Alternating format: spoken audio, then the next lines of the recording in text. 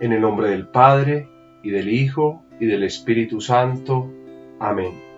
Salmo 1 o capítulo 1 o introducción. Dichoso el hombre que no sigue el consejo de los impíos, ni entra por la senda de los pecadores, ni se sienta en la reunión de los cínicos, sino que su gozo es la ley del Señor, y medita su ley día y noche. Será como un árbol plantado al borde de la acequia, da fruto en su sazón y no se marchitan sus hojas, y cuanto emprende tiene buen fin. No así los impíos, no así. Serán paja que arrebata el viento. En el juicio los impíos no se levantarán, ni los pecadores en la asamblea de los justos. Porque el Señor protege el camino de los justos, pero el camino de los impíos acaba mal. Gloria al Padre, y al Hijo, y al Espíritu Santo, como era en el principio, ahora y siempre, por los siglos de los siglos. Amén. Trono de la sabiduría, ruega por nosotros. En el nombre del Padre, del Hijo y del Espíritu Santo. Amén. Bueno, hemos iniciado de nuevo con el Salmo 1, que fue uno de los primeros salmos con los cuales iniciamos también este curso. La segunda lección lo habríamos leído. Lo he iniciado porque es el tema que voy a afrontar con ustedes en el día de hoy. Vamos a hacer un ejercicio que a mí me parece especial porque nos adentramos al comentario de un salmo. Generalmente en los estudios de introducción bíblica, pues eso no se hace. Lo que hacemos es bordear, digámoslo así, las márgenes de un libro, de manera que con esos elementos el libro pueda ser comprendido. Hablamos del autor, de los destinatarios, de los tiempos de composición, de las estructuras, y un poco eso ya lo hemos abordado, pero creo que es importante que también nos adentremos en una manera de leer los salmos, que es la que yo voy a proponer en el día de hoy.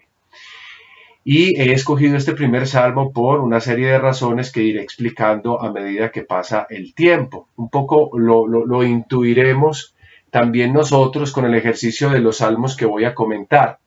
Todavía queda faltando información de esa parte del bordear las periferias del libro, pero quiero que entremos al menos a algo. Ustedes también ya han hecho el acto de ingresar al libro de los Salmos a través de una serie de comentarios que han leído, sea de un artículo que escogieron, sea también de uno de los comentaristas clásicos, de los exégetas clásicos de esta obra que es el libro de los Salmos. La semana pasada concluíamos con la propuesta de Wilson, que nos decía a nosotros pues, que el libro tiene rasgos editoriales, una lógica editorial que hace que el libro no sea una antología, es decir, una colección de cánticos que se ponen de cualquier manera, sino que hay un libro con una razón editorial, un orden preciso que hace que cada salmo tenga que estar en ese punto y no en otro, porque en ese punto en específico cumple una función en relación con el resto de la obra. Y habíamos visto que hay una serie de rasgos editoriales doxológicos que componen prácticamente, o mejor, que dividen, que estructuran el libro de los Salmos en 5 libros más. 5 libros que además de eso cuentan una propia historia, lo veíamos la semana pasada. Recuerden, el Salmo primero comienza con la monarquía davídica y etcétera. Pero que por fuera de estos salmos habrían otros, 2 salmos, el salmo primero y el salmo segundo, que funcionarían como la gran introducción a toda la obra, y los salmos 146 a 150, que serían la gran doxología final. Diciendo esto, sintetizo así un poco lo que vimos la semana pasada. Ahora quiero invitarlos a que nos adentremos, siempre conservando nuestras Biblias abiertas, porque les pediré varias veces que hagamos un recorrido a través de la literatura sálmica. Pongan mucha atención porque ya se acerca el examen parcial y ustedes tienden mucho a preguntar: ¿y qué va a preguntar, padre? ¿Y qué va a decir? Puedo preguntar cualquier cosa de las que yo he dicho acá. Entonces, si usted está atento, obviamente responderá. Si no está atento, pues ya eso es cuestión suya. En todo caso, esta es una hora y media. Una hora muy media es muy pobre para abordar un libro con tanto contenido. Es cierto que después de la clase aparece el video, pero ojalá que ustedes no tengan que recurrir al video para, para, para poner atención allí donde no pusieron atención antes. Entonces tratémonos de concentrar en el momento y las otras cosas que tengamos que hacer, pues las bregamos a poner en otro momento en el que tengamos esa disponibilidad. Les pido esto porque ya sucedió la vez pasada con algún grupo que me decían, padre, usted no dijo esto, padre, usted no dijo lo otro, pero estaban los videos donde yo sí decía eso. Entonces, pongan mucha atención para que los elementos no se pierdan. Ya ustedes saben cómo pregunto yo las cosas dentro de los quizzes. A mí me gusta mucho la especificidad, los varios elementos. Entre más manejo del contenido tenga, pues obviamente para mí es mucho mejor, porque eso significa que ustedes van adquiriendo también una maestría en cuanto al tema. Obviamente recuerden que si ustedes han visto un curso de Salmos, se supone que tienen que saber un poco más y no pueden andarse diciendo las mismas cosas que decían antes de este curso. Entonces es importante que pongan mucha atención y sobre todo que en el transcurso de la clase también puedan preguntar. Vamos entonces a la presentación que hago yo del día de hoy. He dado como título el que van a ver en sus pantallas, este de acá, los Salmos desde el principio y desde el fin. Ya hemos abordado el libro de los Salmos de la forma clásica, es decir, como decía ahorita, paseándonos por sus periferias, digamos así, como que el libro de los Salmos es un grande océano o un mar, si así lo queremos, y nosotros simplemente lo estamos viendo desde la orilla. Ahora yo quiero que ingresemos a ese mar, que un poco nos sumerjamos en él y que nos sumerjamos a través de dos movimientos, es decir, ver los salmos desde el principio y luego ver los salmos desde el fin. O sea, un libro visto desde su principio y desde su fin. Eso sería como el primer punto que yo les propongo para esta reflexión. Miren, en un libro, lo sabemos muy bien, el prólogo y el epílogo son los dos polos entre los cuales se extiende la hilación de toda una obra. El primero, es decir, el prólogo, pues no tiene solo la función de introducir, también tiene la función de contener. Si ustedes hacen un trabajo, deben de pensar que el prólogo, la introducción que hagan, no solo debe introducir hacia el contenido de la obra, sino que también debe contener, perdón la redundancia, el contenido de la obra. Y en el primero, es decir, en este prólogo, se debe contener al menos temáticamente la clave de lectura de todo el libro. Por tanto, el Salmo 1, que estamos diciendo nosotros, es la introducción a la obra junto con el Salmo 2, contienen temáticamente, además, contiene también la clave de todo el Salterio, de todo el libro de los Salmos. En otras palabras, un autor ofrece en su introducción el itinerario a través del cual el lector puede acceder a la comprensión de toda la obra. Entonces no son salmos, por ejemplo, el 1 y el 2, que se tengan que ver a la ligera. Hay que verlos bien para comprender el resto. Atención, el segundo punto, el segundo polo es el epílogo, o lo que sería, en este caso del título que les propongo, el fin. Y el epílogo corresponde generalmente en una obra a las últimas palabras del autor, que pueden ser a manera de conclusiones o a manera de deducciones. O simplemente puede ser la meta donde finaliza aquello que se proponía el autor desde el prólogo. Entonces en el epílogo se evidencia si existe o no coherencia en la obra, si hay o no hilación. Visto de esta manera, así como desde el prólogo y desde el epílogo, el libro de los Salmos es un itinerario cuya introducción contenida en los Salmos 1 y 2 determina la intención con la cual deben ser leídos todos los capítulos que siguen. Su epílogo, contenido entre los Salmos 146 y 150, son, digámoslo en otra imagen, son como la cima en la cual este itinerario o camino del Salterio concluye. Propongo entonces que estudiemos a continuación los dos extremos entre los cuales se extiende toda la obra, es decir, el extremo principio que está contenido en el Salmo primero y el extremo final que está contenido en el Salmo 150. O sea que esto es lo que vamos a hacer en estas clases. Comentar, estudiar esos dos extremos. Es decir, la introducción o prólogo en su extremo inicial. Estudiaremos nada más el primero, el Salmo segundo no. Y estudiaremos el final, el epílogo, es decir, el Salmo 150, no toda la gran doxología, es decir, del 146 hasta el 150, sino solo el Salmo 150. ¿Qué pretendo yo con este estudio? Pretendo que dilucidemos la clave de lectura y el fin último del libro de los Salmos. Siempre recuerden desde la aproximación canónica que estudiábamos la vez pasada como propuesta de Brevar Childs. Entonces, estudiando el conjunto de salmos, desde estos dos polos, desde estas dos tensiones, digámoslo así, estudiando el conjunto de salmos como una obra compuesta de capítulos más que una antología.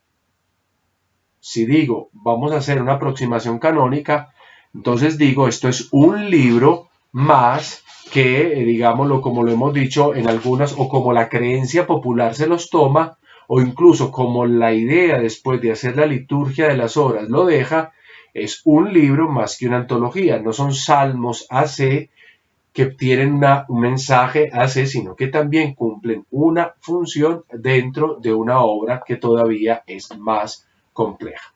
Ahora quiero invitarlos a que iniciemos entonces el ejercicio que vamos a hacer, empezando por la primera parte, es decir, los salmos vistos desde el principio. Es decir, miremos toda la obra de los salmos a través de, digamos, de una parte o de una cerradura.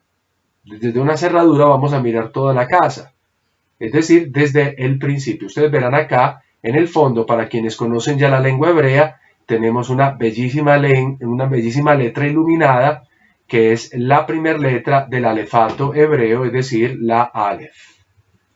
Adentrémonos pues a hacer un estudio del Salmo primero. Y entonces ahorita ya hemos leído el texto, pero quiero presentar ahora el texto en su forma hebrea y después les presentaré, en el mismo momento yo les voy a presentar la traducción que propongo. Entonces verán ahí que en la traducción existen diversas palabras que intentan traducir un solo concepto en hebreo. Y después explicaré por qué he dejado esas posibilidades, no he escogido una, sino que he dejado todas esas posibilidades. Dice así: feliz, bienaventurado el hombre que no camina según el consejo de los malvados, en el camino de los pecadores no está en pie, y en la asamblea de los arrogantes no yace, permanece, reside. Una aclaración sobre este primer versículo que me parece a mí interesante. Primero que todo, se necesita, como lo decíamos en nuestras primeras lecciones, una actitud poética, es decir, una empatía con lo que leemos. ¿Por qué? Porque si no tenemos empatía con lo que leemos, pues no vamos a entender nada de lo que está pasando. La empatía nos ayuda a nosotros como a comprender las cosas. Y así dichas las cosas, pues aquí hay un pequeño problema, ya comenzando. El problema de las imágenes. Feliz, bienaventurado el hombre que no camina según el consejo de los malvados, en el camino de los pecadores no está en pie. Creo que hay una traducción, la traducción que se hizo de este texto hebreo en las primeras comunidades cristianas que vivían en la región de Siria. Recuerden que allí se hace una de las traducciones de las más antiguas de la Biblia, tanto hebrea como cristiana. Del hebreo se traduce al siriaco y del griego del Nuevo Testamento se traduce también al siriaco. Cuando yo voy a leer esa traducción siriaca hay un cambio. Esto lo estoy colocando como una especie de paréntesis para que nos demos cuenta de la sensibilidad poética. Miren los versos que tenemos aquí en la mitad. Estos versos dicen, no camina ese hombre según el consejo de los malvados y en el camino de los pecadores no está en pie. La tradición siriaca quiso mejor arreglar el orden de estos elementos, porque mire que parece esto desordenado. No caminar en el consejo y en el camino no está en pie. Quizás sería más agradable en cuanto a las imágenes decir, no camina en el camino de los malvados y en el consejo de los pecadores no está en pie. De hecho, algunas Biblias de ustedes enmiendan. Bueno, no sé si las Biblias de ustedes enmiendan ese orden, pero la traducción siriaca y algunas traducciones editadas que tenemos en la lengua española enmiendan el orden, porque parece como más lógico decir no camina en un camino y no se está en pie en un consejo. Entonces, parecería que es una mejor organización de los elementos, aunque yo creo personalmente que el texto hebreo como está bien, es comprensible. Vamos a llamar al texto hebreo de ahora en adelante texto masorético. ¿Qué es el texto masorético? Es un texto que ha sido intervenido por una serie de personajes importantes de la tradición hebrea, que han comentado el texto y además han añadido al texto una serie de puntos que ustedes ven abajo de las letras grandes, que son, digamos, los signos vocálicos.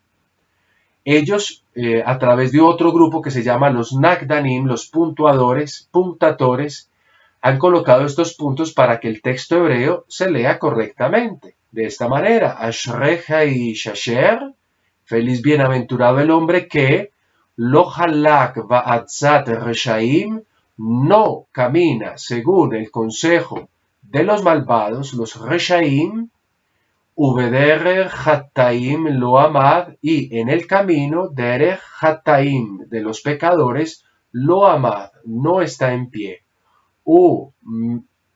Vemoshav letzim lo yashav, y en la asamblea, es decir, Moshav, de los arrogantes, los letzim, no yace, no permanece, no se sienta, no reside o no habita, porque todavía tendría más significado la palabra yashav. Entonces, vamos nosotros a seguir de ahora en adelante el término texto masorético, que ustedes seguramente han escuchado en otros momentos dentro de las lecciones sobre todo de la teología del Antiguo Testamento. Texto masorético, es decir, es el texto que ha sido intervenido por una tradición judía colocando puntos, signos, rayas, elementos que no corresponden a la escritura hebrea, digamos, a los textos hebreos en su forma más antigua, que solamente escribía las letras más grandes que ustedes ven acá, que son las consonantes. Entonces, cuando llega texto masorético, es ese texto intervenido, y no solo con estos signos, sino también con comentarios que se colocaban a los márgenes de cada uno de los textos, diciendo esta palabra aparece una vez, esta palabra debe mejor leerse de otra manera, o incluso aclarando algún significado en particular. Entonces nosotros vamos a seguir el texto masorético, que ha querido conservar este orden que no parece el más lógico, este de no caminar según el consejo y en el camino de los pecadores no estar en pie. Lo seguimos porque yo creo que es comprensible, que no hay ningún problema y que incluso es todavía más interesante esa idea del camino que un poco se difunde por todo este primer verso o esta primera estrofa que nosotros estamos viendo. Además, por una razón que es muy simple, por la siguiente, porque el consejo de los malvados, el camino de los pecadores y la asamblea de los arrogantes apelan a la misma realidad. ¿Y la realidad cuál es? La del hombre que no vive según la Torá, que no vive según la ley del Señor. O sea, son tres maneras de decir exactamente lo mismo. Un malvado es un hombre pecador, un pecador es un hombre arrogante. Ahora, no hagamos las diferencias que haríamos nosotros, porque nosotros podríamos decir, nosotros somos arrogantes, pero no necesariamente malvados. Pues en el texto bíblico, sí, el malvado es un pecador, el pecador es necesariamente un arrogante. Lo vamos a tratar de discernir un poquito cuando sigamos caminando en el Salmo. Ahora voy a terminar de leer el Salmo, pues ya lo hemos leído, pero presentando el texto hebreo. Observemos este otro verso, el segundo verso. La segunda estrofa. Ki im betorat Adonai Hepzó, sino que en la Torah del Señor está su agrado, Hepzó, su deseo, ocupación, o incluso joya, vetorató, yegeyomam valaila, y en su Torah medita día y noche. Vamos al siguiente verso, o a la siguiente estrofa, que dice así, Vejaya que etz, y será como árbol, atención, shatul al palgemain, plantado al borde o sobre un canal de agua. Asher pilló, es decir, cuyo fruto, item beito, da en su tiempo, produce en su tiempo. Ve alejo lo ibol. Ve alejo significa, pues, y el ramaje, sus hojas no se marchitan. Vejol asher yaase yatzliach, y todo lo que hará prosperará. Aquí tenemos una imagen bellísima del hombre justo. Miremos las siguientes estrofas que dicen así. Lo gen ha-reshaim. Vamos a acostumbrarnos a la palabra reshaim, que significa malvados, reshaim. No así los malvados, es decir, todo lo que es el justo no es el malvado. Ki'im kamotz asher tidefen ruach. Puesto que los malvados que son como motz. Motz significa paja. Incluso la palabra es muy breve, motz. Paja o humo también se puede traducir ese término como paja o humo que esparce el viento. Y vamos concluyendo con los últimos dos versos. Por eso, al ken lo yakumu reshaim bamishpat, es decir, por eso no se alzarán yakumu, reshaim, los malvados, en el juicio, en el derecho, mishpat. Recuerden, aquí está el término mishpat, que lo hemos encontrado nosotros en el texto de Prevost, y que obviamente les preguntaré cuando lleguemos a este término otra vez por él, mishpat. Vehataim, aquí está el término de los pecadores, los hataim, va'adat, en la asamblea, tzadikim, de justo. Tzadikim también es término que encontramos como justicia en el texto de Prevost. Y aquí termina nuestro salmo diciendo unas palabras maravillosas, conclusivas, que un poco nos ayudan a entender realmente el tenor de este salmo. Kiyodea, pues conoce Adonai, aquí está el nombre de Dios impronunciable, Adonai, Derek Tzadikim, conoce el Señor el camino de los justos, Vederek Reshaim, existe un camino de los malvados, pero el camino de los Reshaim, de los malvados, Toved, extraviará o desaparecerá. Aquí tenemos nosotros el contenido completo de nuestro Salmo primero. A ver, ¿qué es lo que nosotros hemos visto en este salmo que hemos leído? ¿Cuál es la cosa que más se puede como entrever? Saúl hace un tiempo, cuando hablaba del libro y de la lectura que había hecho del libro del Salterio, decía que él notaba que se manejaba mucho esa doble imagen de justos y malvados. Pues bien, el salmo que nosotros hemos acabado de leer está organizado a manera de dípticos. En total encontramos 2 dípticos temáticamente iguales. Para quien se pueda sentir confundido con lo que significa díptico, le invito a que miremos esta escena que no tiene nada que ver con el salmo, pero que puede aclarar el concepto de díptico. Observemos aquí 2 cosas. ¿Alguno de ustedes que me diga qué son esas 2 cosas?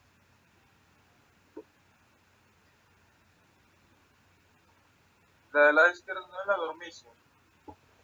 Sí, muy bien. En la parte izquierda nosotros tenemos lo que llamamos la dormitio o la dormición de la Virgen María. Y en la parte derecha, ¿qué tenemos, Eduardo?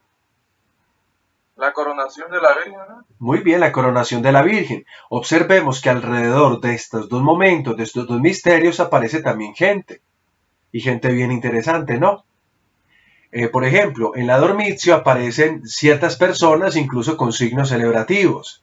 Aparece incluso el hijo. Bueno, y otra serie de cosas que no vengo aquí al caso a explicar, obispos, doncellas, princesas, y en la otra aparece el coro de los ángeles con instrumentos cantando el momento en el que el hijo corona a su madre. Esto es lo que nosotros llamamos díptico. Miren, observe este punto, las bisagras. Las bisagras es un díptico muy antiguo, es medieval y muy conocido pues en el mundo del arte religioso, que une dos escenas que pertenecen a un mismo personaje. La escena de la dormición y la escena de la coronación. Entonces hablaríamos de la muerte y de la resurrección. Atención, esto es lo que es un díptico. Un díptico es como dos imágenes que componen una misma realidad, pero que es necesario decantar en dos partes. Los dípticos en la iconografía, o en este caso en la escultura, porque esto es un bajo relieve, utilizan entonces las dos escenas que están unidas. De esta manera el artista nos dice, no se puede ver solo una o no se puede ver solo la otra. Para comprender una es necesario comprender la otra.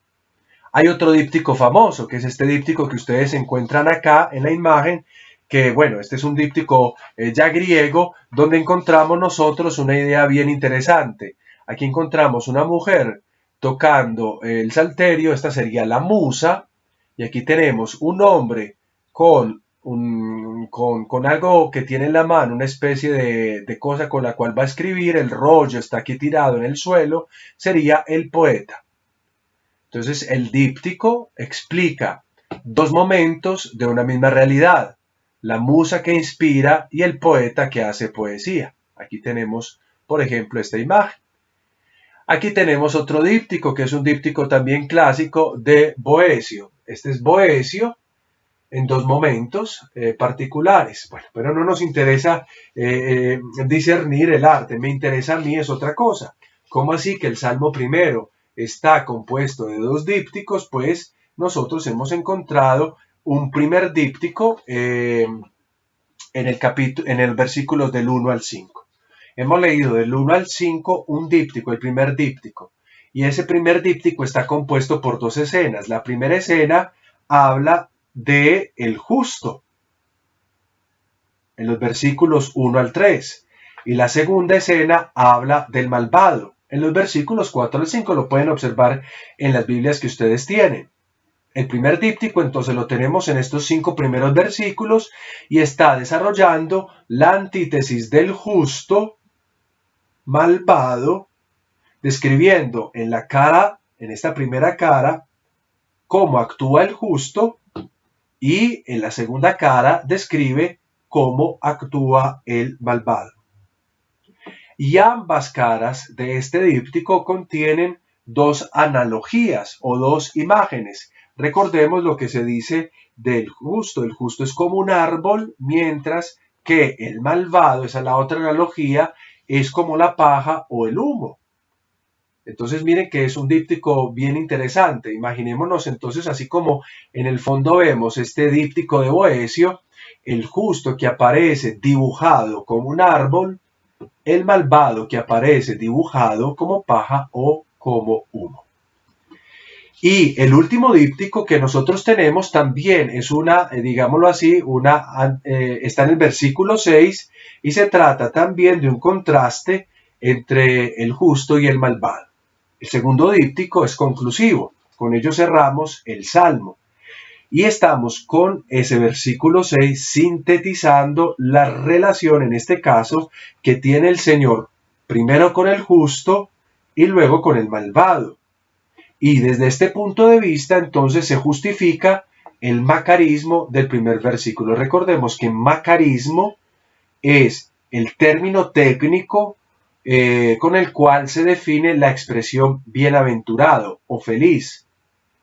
Cuando decimos macarismo, técnicamente en teología nos estamos refiriendo a todas aquellas fórmulas que comienzan con la expresión bienaventurado o feliz.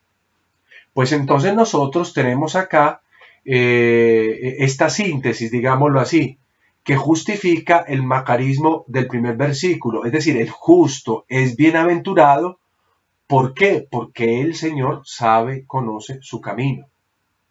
Ahora yo quiero invitarlos a que analicemos detenidamente este salmo a partir de esta estructura que creó el salmista, es decir, a partir de la estructura de los dos dípticos. Vamos a analizar entonces el primero de ellos, el primer díptico, que como he dicho está contenido entre los versículos del 1 al 5. Como también hemos acabado de ver a través de la lectura y a través de lo que apenas he expuesto en las diapositivas precedentes, el primer díptico se compone del parangón o de la comparación entre justo y entre el malvado, o que también podríamos llamar como el hombre que es injusto. Justo, injusto o justo y malvado. Aquí tenemos la comparación que la he estructurado de otra manera para que podamos leerla mejor. De esta manera se ve más clara las comparaciones. Miren, ¿qué es el hombre justo? He separado la información del hombre justo en la primer cara del díptico y la del hombre malvado o injusto en el segundo. Miremos qué es el hombre justo. ¿Qué es el hombre justo? El feliz bienaventurado el hombre que no camina según el consejo de los malvados, en el camino de los pecadores no está en pie, y en la asamblea de los arrogantes no yace, sino que en la Torá del Señor está su agrado, y en su Torá medita día y noche. Será como un árbol plantado al borde sobre un canal de agua, cuyo fruto produce en su tiempo, y su ramaje no se marchita, y todo lo que hará prosperará.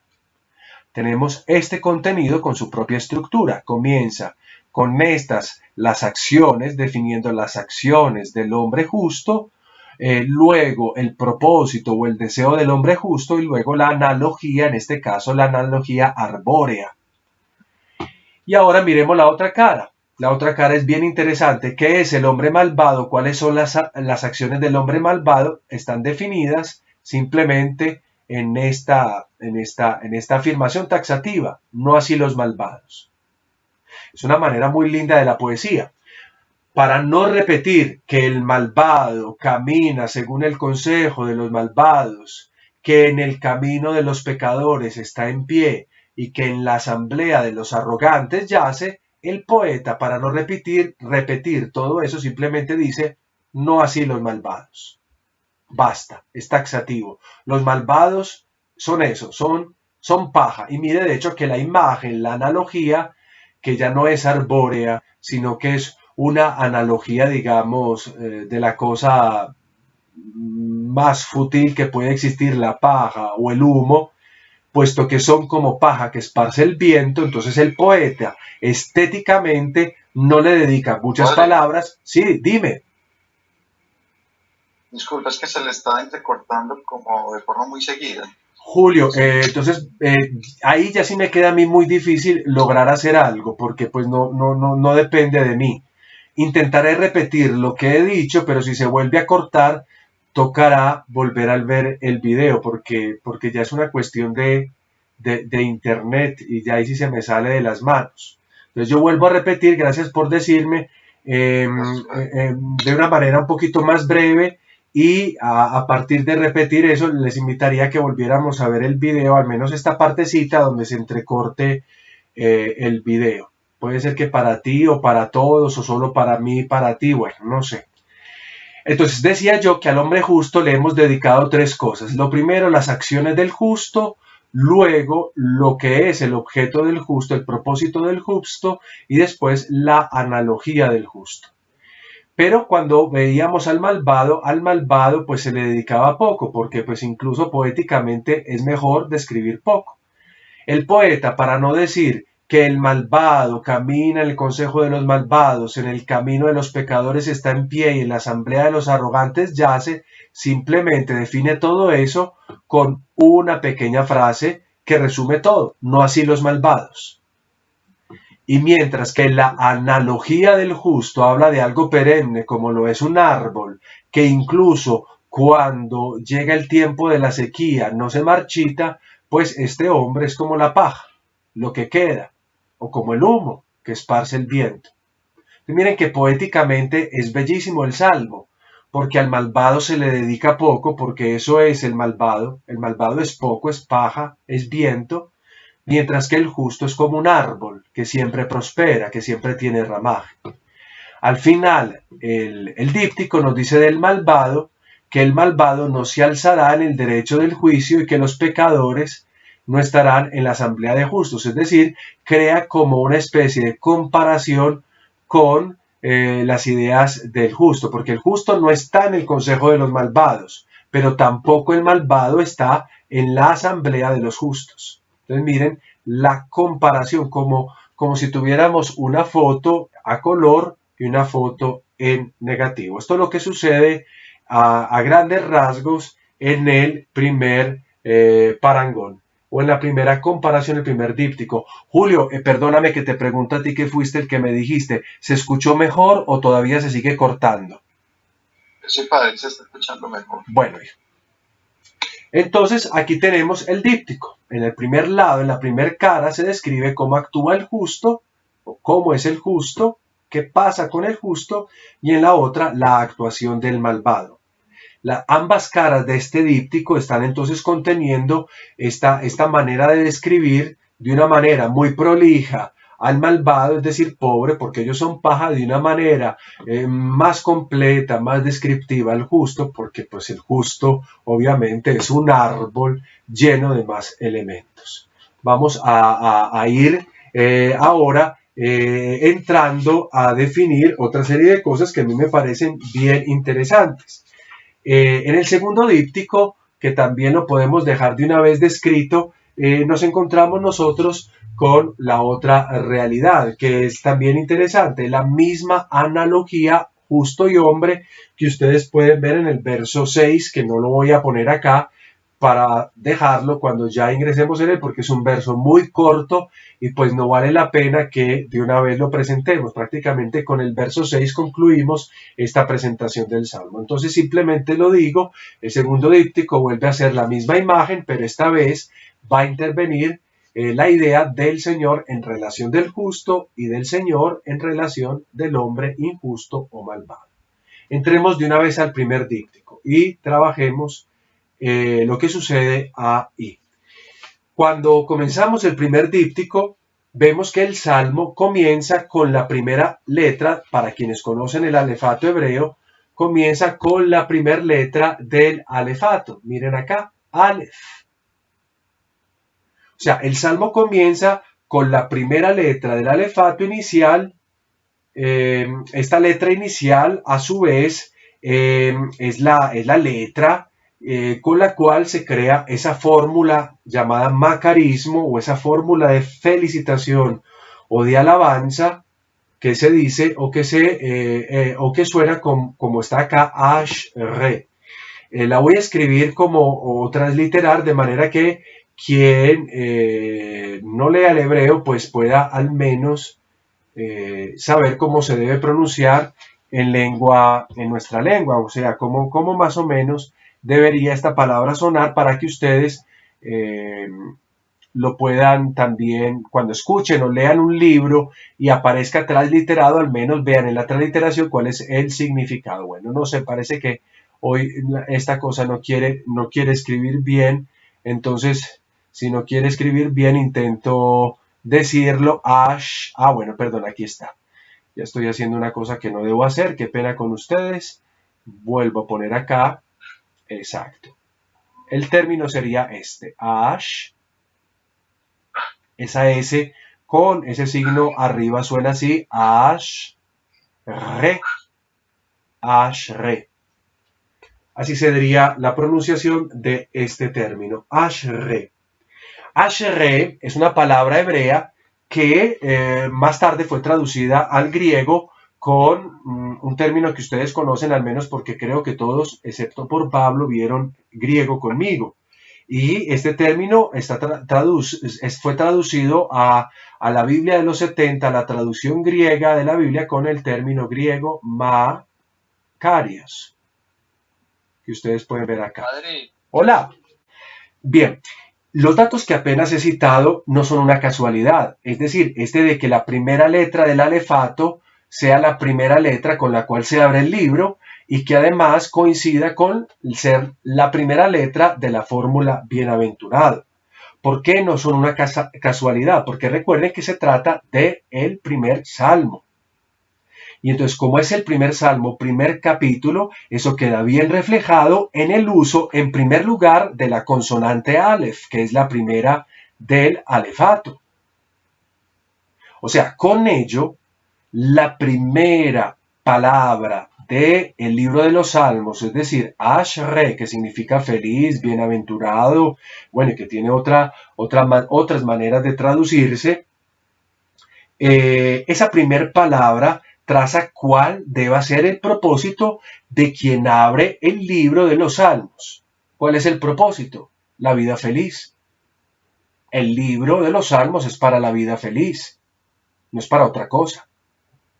O sea, quien comienza a leer el libro de los Salmos descubre desde la primera palabra cuál es el propósito. Si una introducción a nosotros nos revela tanto la temática como el propósito de lo que se escribe, pues aquí tenemos en la primera palabra tanto la temática del libro de los Salmos, la vida feliz, y para poder hablar de la vida feliz, recuerden que los Salmos transitan incluso por los momentos en que la felicidad no está, los momentos de la súplica, del lamento, de las dificultades.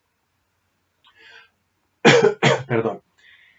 Diciendo esto, si los salmos transitan por esos momentos de las dificultades, pues el hombre sigue en su búsqueda de la vida bienaventurada o de la vida feliz.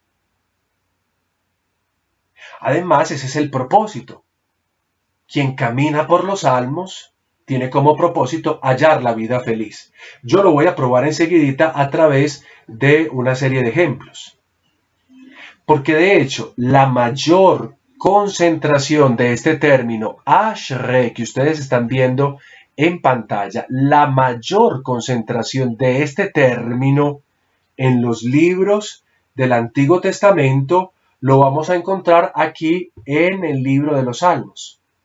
El libro de los Salmos es el que utiliza este término feliz o bienaventurado mayor número de veces en comparación con el resto de libros de la obra. Y de hecho quiero proponerles para que esto no nos quede como una cosa a la que ustedes tienen que creer simplemente, sino para que lo podamos visualizar. A continuación yo les voy a presentar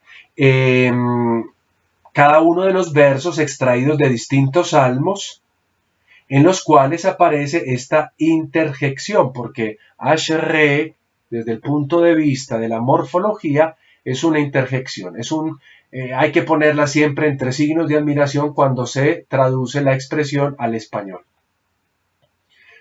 Es una nota de felicidad, es una nota de alabanza, bienaventurado, feliz, o podemos decir incluso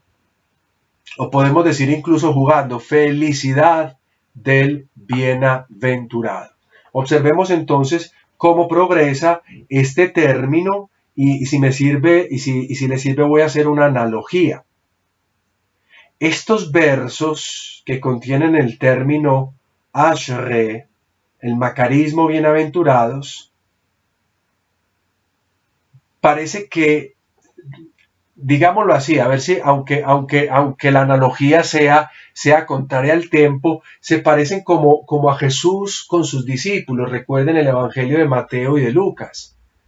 De Mateo en la montaña, de Lucas en el llano, cuando Jesucristo hace su propio discurso, Jesucristo que es el justo, hace su propio discurso de bienaventuranzas en el monte, como nos dice el Evangelio de Mateo, o como en el llano, como nos dice el Evangelio de Lucas. ¿Qué le toca hacer al hombre que transita en este libro? Un poco como los discípulos de Jesús, ubicarse o en el monte o en el llano y escuchar esas expresiones, esos macarismos de bienaventuranza. Miren, les he dicho a ustedes que el libro de los Salmos nos pone un contraste. Sí, existe la bienaventuranza, pero para hallar la bienaventuranza hay que transitar por momentos incluso dolorosos. Y cuando llegamos a Jesús en Mateo o en Lucas, Él nos propone bienaventuranzas que nacen de contrastes. Bienaventurados los pobres, bienaventurados los que lloran, bienaventurados los perseguidos. Es decir, la bienaventuranza que se alcanza a través de las situaciones más contradictorias. Bueno, lo mismo es este libro de los Salmos, es como un sermón del monte o del llano que nos propone el libro las situaciones existenciales más complejas y aún así el propósito de atravesarlas es llegar a la bienaventuranzas.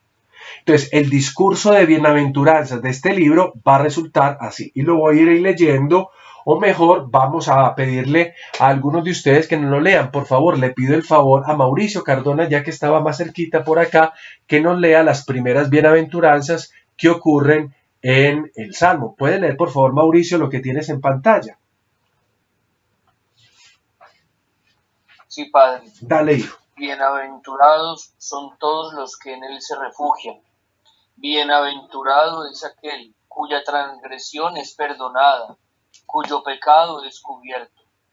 Cuán bienaventurado es el hombre a quien el Señor no culpa de iniquidad y en cuyo espíritu no hay engaño. Bienaventurada la nación cuyo Dios es el Señor, el pueblo que él ha escogido como herencia para sí. Miren, no hemos contado la primer bienaventuranza, que es la del Salmo primero, que es la que estamos tratando de estudiar, pero sí hemos presentado las primeras bienaventuranzas. Sí, hay un salto muy fuerte entre el Salmo 2 y el Salmo 32. Aclaro que no he colocado todas las bienaventuranzas. Aclaro que he colocado solo la mayor parte de ellas. Entonces hay algunas que obviamente no aparecerán acá porque tampoco nos podemos dedicar a leer simplemente. Como ven acá, entonces todo esto es el hombre justo, e incluso en algún momento se habla de la nación bienaventurada cuyo Dios es el Señor. O sea, el macarismo, la felicidad, ¿de cosa dependen? De todo esto que ustedes ven acá.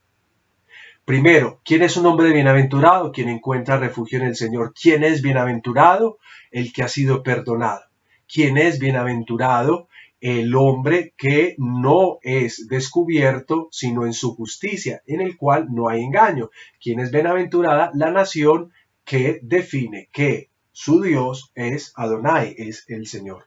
Ahora le voy a pedir el favor a Saúl Alejandro que nos lea la siguiente, he cometido un errorcito acá, perdónenme, que nos lea la siguiente pantalla de macarismos, de este discurso de la montaña o del llano de nuestro libro de los Salmos. Saúl, ¿puedes leer, por favor? Claro.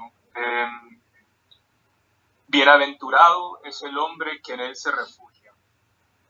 Bienaventurado es el hombre que ha puesto en el Señor su confianza y no se ha vuelto a los soberbios ni a los que caen en falsedad. Bienaventurado el que piensa en el pobre, en el día del mal el Señor lo librará. Observemos estas bienaventuranzas que de alguna manera son un eco de la primer bienaventuranza que hemos encontrado en nuestro primer salmo. A mí me llama mucho la atención porque también hay elementos que son repetitivos y eso no es problemático, pero la idea es que uno pueda darse cuenta en sentido concreto cómo fluye la idea del macarismo, de la felicidad. Primero que todo, si volvemos a repetir que es bienaventurado el hombre que en él refugia, la bienaventuranza solo se puede alcanzar en la unión con Dios.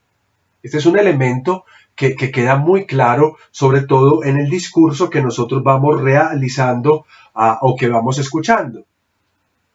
El otro elemento que es bien interesante es este que ustedes ven en pantalla, que dice, bienaventurado es el hombre que ha puesto en el Señor su confianza. Pero miren acá, y no se ha vuelto a los soberbios ni a los que caen en falsedad. Como ven ustedes en el texto, también se trata de cómo se relaciona el hombre bienaventurado con los otros. Quien se relaciona con los otros desde acontecimientos como soberbia y falsedad, ese no puede ser bienaventurado. Entonces, en palabras simples, las bienaventuranzas del libro de los Salmos pretenden proponernos lo que nosotros llamamos en teología espiritual la relación cosmoteándrica, la relación con el cosmos, o sea, con lo creado, teándrica, theos, con Dios, andros, con el hombre. En eso consiste la felicidad, en cómo se relaciona el hombre con esas tres realidades. Bienaventurado el que piensa en el pobre, es decir, cuando la esté pasando mal ese hombre que sin embargo piensa en el pobre, el Señor también lo librará del mal día. Vamos a leer el siguiente. Le pido el favor a Mauricio Echeverri, si me haces el favor, léeme las siguientes bienaventuranzas. Claro que sí, Padre. Bienaventurado es el que tú escoges y acercas a ti, para que more en tus atrios. Seremos saciados con el bien de tu casa, tu santo templo. Bienaventurados son los que moran en tu casa, continuamente te alaban. Cuán bienaventurado es el hombre cuyo poder está en ti, en cuyo corazón están los caminos a Sión. Oh Señor de los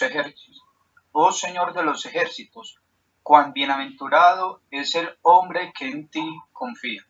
Es muy interesante ver estos salmos porque recuerden que estos salmos pertenecen a dos libros particulares, el libro segundo y el libro tercero. El libro segundo lo tenemos nosotros en el Salmo 65. Bienaventurado el que tú escoges y acercas a ti. Hallemos entonces, leyendo esto, dónde está el centro de la felicidad. Aquí nos devolvemos, por ejemplo, también al tercer libro de los Salmos, que se dedica un poco a la casa del Señor, al templo. Y encontramos en ella que el morar en la presencia, de nuevo, la relación con el Señor, es lo que identifica la felicidad en el hombre que cree en el Señor. Cuán bienaventurado es el hombre que en ti confía. Vamos a ir concluyendo la lectura de estas bienaventuranzas y le pido el favor a Edison Augusto Galeano que por favor me lea estas bienaventuranzas que tenemos acá. Bienaventurado es el pueblo que sabe lo que es la voz de júbilo. Anda, Señor, a la luz de tu rostro. Bienaventurado el hombre a quien corriges, Señor, y no instruyes en tu ley. Bienaventurados los que guardan el juicio, los que practican la justicia en todo tiempo. Aleluya. Cuán bienaventurado es el hombre que teme al Señor, que mucho se deleita en sus mandamientos. Bien, he traído esta elección de bienaventuranzas porque aquí también podemos entonces entender la relación o la correlación que existe entre el macarismo, la bienaventuranza y el hombre justo. Recuerden que en el Antiguo Testamento solo se habla de una santidad, y esto especialmente en los Salmos. Solo es santo Dios. Recuerden Prevost, que esto un poco lo explicaba cuando proponía el término Kadosh. Solo santo es Dios. ¿Qué son los hombres? ¿O qué pueden llegar a ser los hombres? Los hombres llegan a ser justos. Y para ser justos se necesitan dos movimientos. El primer movimiento es que el Señor así encuentre al hombre. En el primer texto nosotros encontramos que también el pueblo puede ser justo. Bienaventurado es el pueblo que sabe lo que es la voz de júbilo. Andan, Señor, a la luz de tu rostro. Es decir, andan siendo iluminados por la presencia del Señor. Pero ¿qué también es el hombre justo? Primero, el hombre que se deja corregir por el Señor, o al cual el Señor corrige y se deja corregir. Justo es el hombre que practica la justicia. Pues es lo más lógico de todo esto. Y sobre todo, cuán bienaventurados, que ya no es decir simplemente bienaventurados, sino llevar a una expresión todavía más plena la idea de la bienaventuranza del hombre, cuando este hombre encuentra que los mandamientos del Señor son su propósito o son su deleite. Yo debería concluir acá, pero me parece que otras dos presentaciones de bienaventuranza simplemente las leemos para que ampliemos todavía y entendamos cómo el término sí recorre prácticamente de principio a fin el libro de los Salmos. Le voy a pedir el favor a Julio César que lea este pantallazo que tiene acá. Bienaventurados son los de camino perfecto, los que andan en la ley del Señor. Cuán bienaventurados son los que guardan sus testimonios y con todo el corazón le buscan. Bienaventurado el hombre que de ellos tiene llena su aljaba. No serán avergonzados cuando hablen con sus enemigos en la puerta. Simplemente para contextualizar, el Salmo 127 se refiere a los hijos. Entonces, simplemente como para contextualizar ahí. Vamos a leer entonces los finales. Creo que ese es el último pantallazo de las bienaventuranzas. Le pido el favor a Alejandro Holguín que lea por favor estas últimas bienaventuranzas. Bienaventurado todo aquel que teme al Señor, que anda en sus caminos. Oh hija de Babilonia, la devastada, bienaventurado el que te devuelva el pago con que nos pagaste. Bienaventurado será el que tome y estrelle tus pequeños contra la peña. Bienaventurado el pueblo a quien así le sucede. Bienaventurado el pueblo cuyo Dios es el Señor. Y bienaventurado aquel cuya ayuda es el Dios de Jacob, cuya esperanza está en el Señor, su Dios. Bueno, me van a perdonar que han visto que algunas palabras están separadas con un guioncito, como esto forma parte de mis apuntes de clase, entonces donde tengo mis apuntes, pues los tengo separados con ese guión, entonces no me fijé y ahí quedaron esos guiones. Aparte de eso, no he querido suprimir algunas bienaventuranzas que incluso pueden parecernos para nosotros como contrarias absolutamente a lo que creemos. Especialmente me refiero a una bienaventuranza que yo había propuesto, a un texto que había propuesto al inicio de estas clases, cuando yo les decía a ustedes que tanto conocemos el libro de los Salmos. Habíamos leído ese maravilloso Salmo 137 junto a los canales de Babilonia, allí con nuestras cítaras y etcétera, etcétera, pero parece que nunca habíamos leído los versículos finales, lo que llamábamos las imprecaciones. En un momento de desventurada rabia, la rabia del salmista le lleva a decir: bienaventurado aquel que tome a los niños babilonios y los estrelle contra las piedras. Esta es una bienaventuranza dicha por un salmista que está absolutamente enojado. Y lo he traído porque me parece que es legítimo que ustedes vean el cuadro completo de bienaventuranzas de este libro. También en la rabia esto puede suceder, y lo más lindo que tiene el libro de los Salmos es que no es un libro que oculta los sentimientos, incluso aquellos frente a los cuales nosotros los cristianos intentamos o sobreponer o opacar o no sentir. La rabia es parte del mundo anímico, afectivo del libro de los Salmos. Entonces aquí encontramos una bienaventuranza que nace del fruto del dolor y de la rabia. Bien, dicho esto, observemos una cosa, que que la historia que recorre el libro de los Salmos está atravesada por un concepto bien importante. Entonces, teniendo en cuenta la situación del término, teniendo en cuenta esta situación tan maravillosa de que el término recorre el libro de los Salmos, entonces tenemos que pensar que el libro de los Salmos es como un discurso de las bienaventuranzas. Y cada vez que encontramos el término Asheré, que ustedes ven acá, feliz bienaventurado, tendríamos que un poco levantar la oreja y atender muy bien, porque la clave de la felicidad está allí. Ustedes buscan ser felices. Algunos de ustedes le dicen a uno en una dirección espiritual: yo no soy feliz, yo no he encontrado la felicidad. Y entonces a veces esa bienaventuranza en el libro de los Salmos está palpitando, pero no nos damos cuenta del pálpito. Escuchamos más el ruido de la problemática que el pálpito de la felicidad. Y bueno, ese pálpito está recorriendo un libro que hemos utilizado nosotros para la meditación comunitaria y personal. Pero yo quiero que ustedes noten una cosa. Por favor, en sus Biblias van a buscar el Salmo 2, el capítulo 12. Perdón, el Salmo 2, versículo 12. Por favor, van a buscarlo. Y quisiera pedirle el favor a Eduardo Elías que me leyese en la última línea del versículo 12. Dichoso quien se acoge a él. Miren que la última línea termina con la palabra Asheré, mientras que el Salmo primero comienza con la palabra Asheré. ¿Qué es lo que nosotros tenemos aquí? Dos macarismos. Pero un macarismo inicia la introducción del libro de los Salmos y un macarismo concluye la introducción del libro de los Salmos. O sea que el macarismo inicia y finaliza estos dos salmos que, recuerden, son la introducción a toda la obra.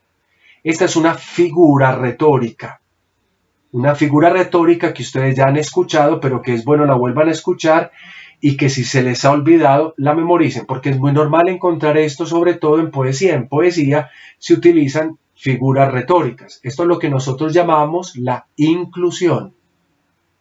La inclusión es una idea que presentamos en dos puntos importantes dentro de una obra, generalmente al principio y al final, y funcionan como una estructura que unifica del principio al final algo, de manera que no olvidemos el macarismo que hemos enunciado al principio y lo recobremos al final.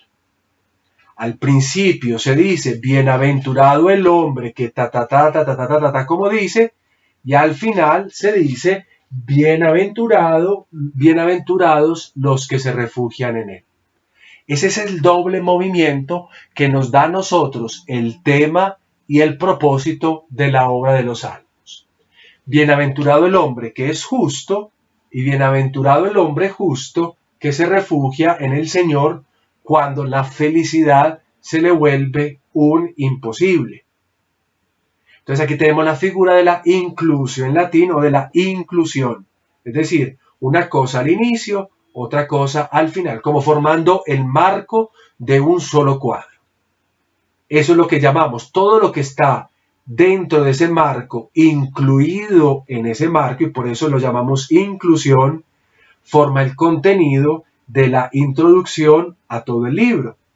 Y esto nos ayuda a aceptar que estos dos salmos tengan una unidad editorial. Es decir, que el editor haya sido consciente de poner un salmo que comience diciendo feliz y otro salmo que concluya diciendo feliz, para crear la estructura, para unificar dos cosas en una sola. Entonces, con esta ayuda editorial, con este rasgo del editor, decimos nosotros que entre estos dos macarismos, el del Salmo 1.1, como ven acá señaladito, y el del Salmo, perdón, que aquí se me fue la mano, entre el Salmo 1.1 y el Salmo 2 en su versículo 12 al final, entre estos dos macarismos queda contenida la temática general de toda la obra del libro de los Salmos, del Salterio. Una obra que, recuerde, está especificada en 5 libros. Además, esta reaparición del concepto que ya nosotros habíamos evidenciado anteriormente, esta reaparición del concepto nos lleva a nosotros a pensar en algo que es bien interesante. ¿Y qué es lo bien interesante de la aparición de este concepto? Pues que el concepto hace que los diversos salmos pues no se queden simplemente en la situación de su género específico. Voy a explicar.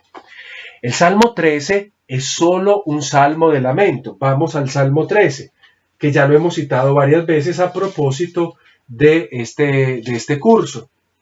Es un salmo simplemente triste. Si yo miro este salmo individualmente, pues obviamente encuentro que el género literario es la lamentación, y si me quedo solo con el salmo, pues me quedo solo en el acontecimiento del lamento, aunque al final haya una nota de confianza.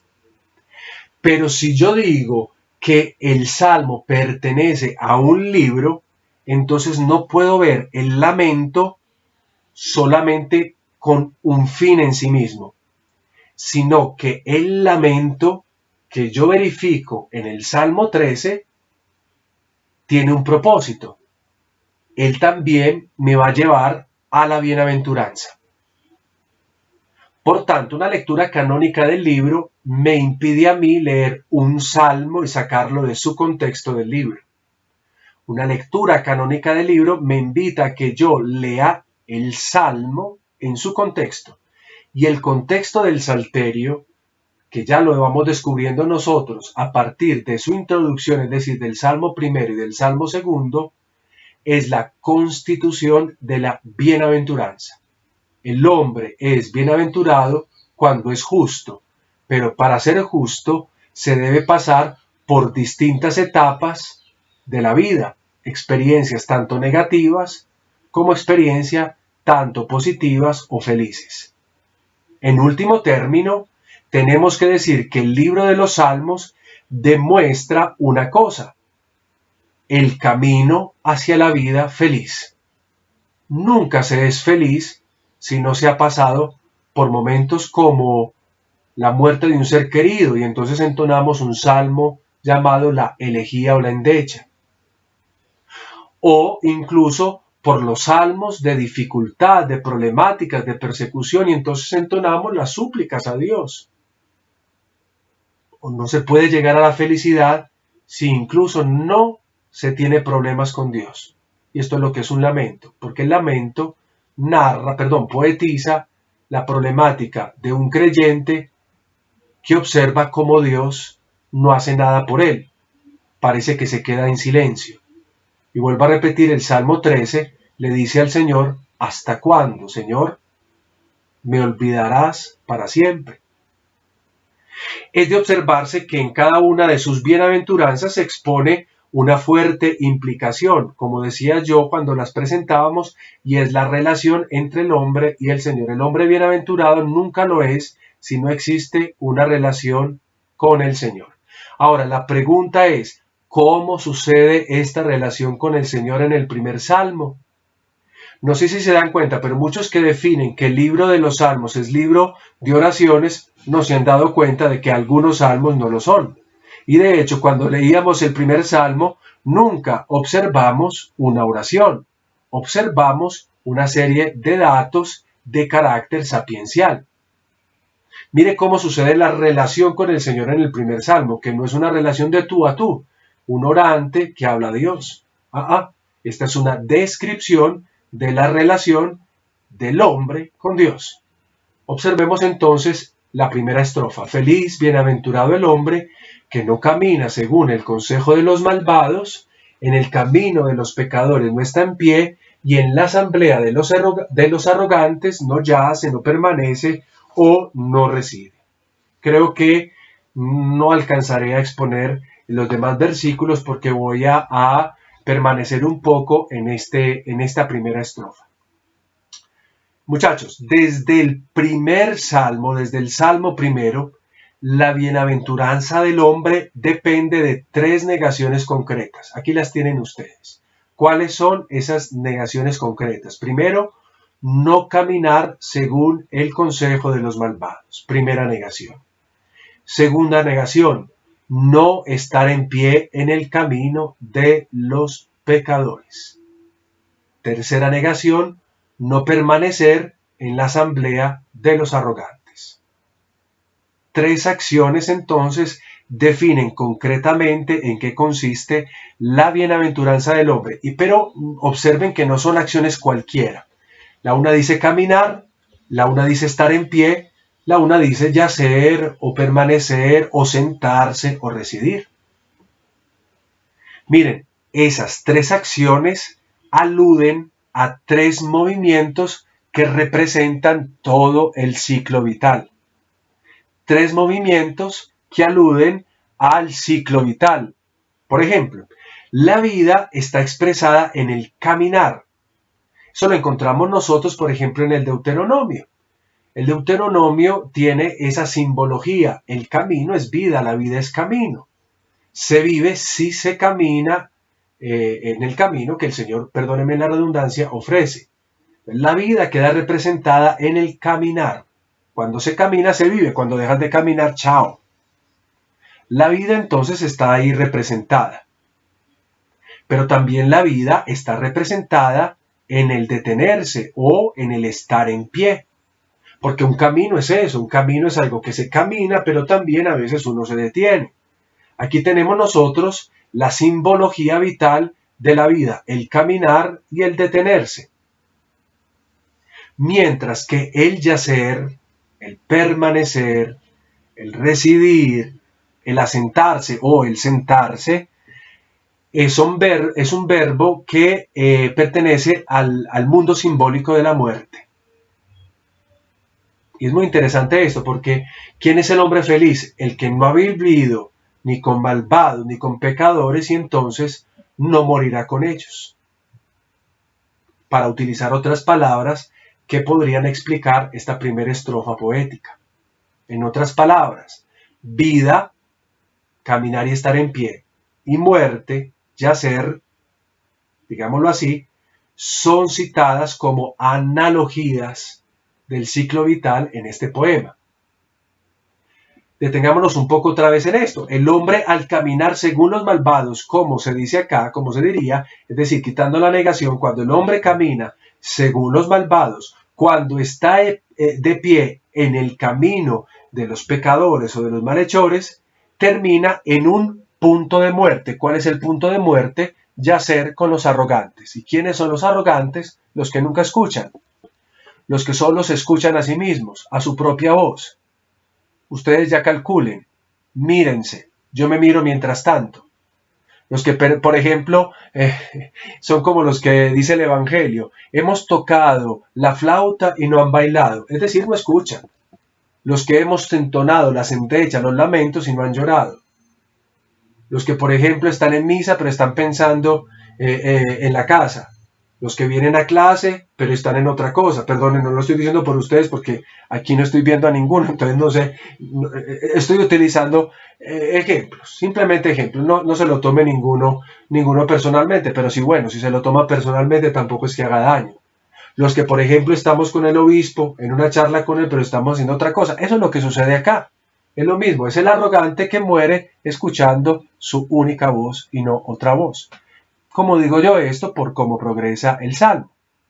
Porque este concepto se contrasta con la ley, que en el Deuteronomio se introduce, recuerden, con la exhortación a la escucha como camino de vida.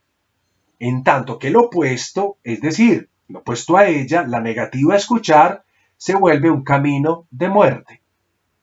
Bueno, en consecuencia, el hombre es felicitado cuando los movimientos de su vida no están asidos, ligados a las actitudes de malvados, de pecadores, de arrogantes, que son tres maneras de apelar o de llamar a aquellos que son los caminantes de la muerte. Bueno, de pronto esta imagen no queda bien explicada, sino cuando leamos un texto bíblico. Van a abrir por favor sus Biblias. Vamos a buscar el Deuteronomio. Pablo, te voy a pedir por favor que leas Deuteronomio, pero para que todos lo leamos con él. Deuteronomio capítulo 30, el versículo 15. Y a Dylan vas a buscar también el mismo capítulo 30 del Deuteronomio, pero tú nos vas a leer, vamos a saltar los versos, vas a leer los versículos del 19 al 20. Repito, Pablo va a leer Deuteronomio 30, versículo 15, y Dylan va a leer los versículos 19 al 20. Pablo, ¿tienes ya el texto listo? Sí, padre. Empieza a leer, por favor. Mira, yo pongo hoy delante de ti la vida y el bien, la muerte y el mal. Perdóname, Pablo, interrumpo. La vida corresponde al bien, la muerte corresponde al mal. Entonces, mira, esto es lo que pasa en el Deuteronomio. El Salmo se está volviendo una resonancia de esa idea fundamental que nosotros no deberíamos nunca olvidar, porque esta es la lógica de la felicidad en el libro de los Salmos. Si los Salmos también son Torá, recuerden que los Salmos son 5 libros, entonces también son Torá. Para ser feliz hay que hacer eso que dice aquí. Mira, yo he puesto hoy delante de ti la vida y el bien, la muerte y el mal. Sigue, por favor.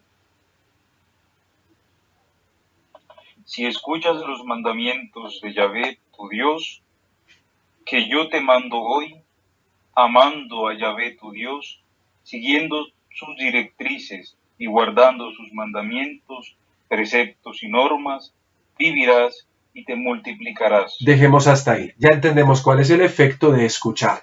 Ahora leamos Dylan, por favor. Padre Dylan creo que no está conectado, él tiene problemas con el internet. Ah, qué pecado. Alejo, ¿puedes tú leer Deuteronomio, ¿qué, padre? los versículos 10, 30, 19 al 20? O que lea otro que ya los tenga por ahí listicos. Deuteronomio 30, 19 al 20. Pongo hoy por testigos contra vosotros al cielo y a la Del tierra. 19 al 20. Hijo, está leyendo en este momentico Eduardo. Gracias, Alejo. Eduardo, sigue. Te pongo delante vida o muerte, bendición o maldición. Escoge la vida para que viváis tú y tu descendencia, amando a Yahvé tu Dios, escuchando su voz, viviendo unido a él. Piensa que de ello depende tu vida, así como la prolongación de tus días, mientras habites en la tierra que Yahvé juró dar a tus padres, Abraham, Isaac y Jacob. Muy bien.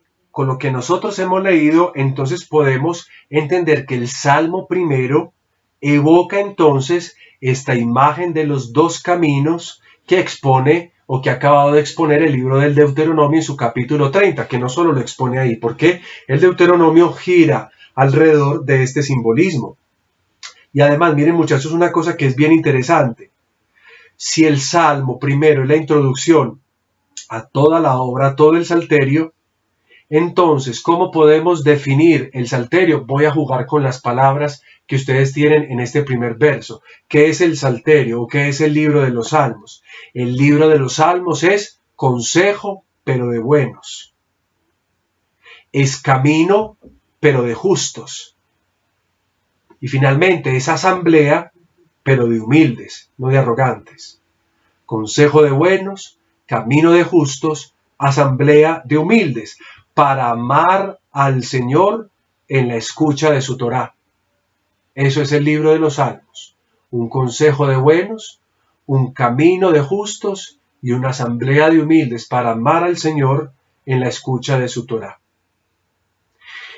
Nosotros podemos definir, y con esto voy concluyendo la clase del día de hoy, que en la vida de todo hombre siempre hay un consejo de malvados. Ahora, perdón muchachos, ustedes vienen de los seminarios, no crean que el consejo de los malvados es la junta de sus formadores, no necesariamente. Podría ser otra cosa, pero alguno podría pensar eso. No, en la vida de todo hombre hay un consejo de malvados, hay un camino de pecadores, hay una asamblea de arrogantes. La enumeración de estos tres grupos pues pareciera dar a entender la existencia de tres cosas diferentes, pero como había dicho yo al principio, realmente lo que aquí sucede, a lo que aquí se asiste, es a otro recurso poético. Ya vimos la inclusión, segundo recurso poético. Ojalá que ustedes, por ejemplo, en una página de su cuaderno o de donde estén anotando, coloquen recursos o figuras poéticas para que las vayan separando y al menos sepan que en poesía se utiliza eso. Aparte de la inclusión, tenemos un nuevo recurso poético acá que lo llamaremos la gradatio o gradación, o en otras palabras más nuestras, la repetición progresiva. Es decir, se repite un mismo concepto, pero también se progresa o se avanza en el concepto. ¿Cómo así? Explico un poco. Pecador, por ejemplo, malvado, por ejemplo, y orgulloso son tres sinónimos. ¿De qué palabra? Son sinónimos de el hombre injusto. Pero al mismo tiempo, lo dicho de cada uno regala una connotación ulterior a los otros. Entonces, paralelismo progresivo o repetición progresiva. Miren, primera idea, no camina según, primera idea, el consejo de los malvados. O sea, tenemos un grupo de personas que se reúnen para comportarse mal, para ser malvados, y que se aconsejan para ello. ¿Cómo progresa esto? Progresa con la idea de camino de los pecadores. Es decir, la idea del malo se junta con la idea del pecador. El pecador le da un concepto ulterior a la idea de la maldad. El malvado es un pecador. Y lo siguiente, la asamblea de los arrogantes, todavía una cosa más estructurada. El término asamblea se utiliza mucho, por ejemplo, en la Biblia en sentido litúrgico, el sentido, por ejemplo, del rito, o sea que también se reúnen para celebrar el mal, el pecado, y ellos en definitiva son arrogantes. En último término, la arrogancia le dona un significado ulterior a los pecadores y los pecadores un sentido ulterior a malvados. Eso es una figura poética que nosotros denominamos o gradatio, o repetición progresiva, o paralelismo progresivo. Son tres términos que ojalá me dé tiempo alguna vez de especificar todavía más, pero bueno, aquí tenemos una idea, digámoslo así, inicial de ello.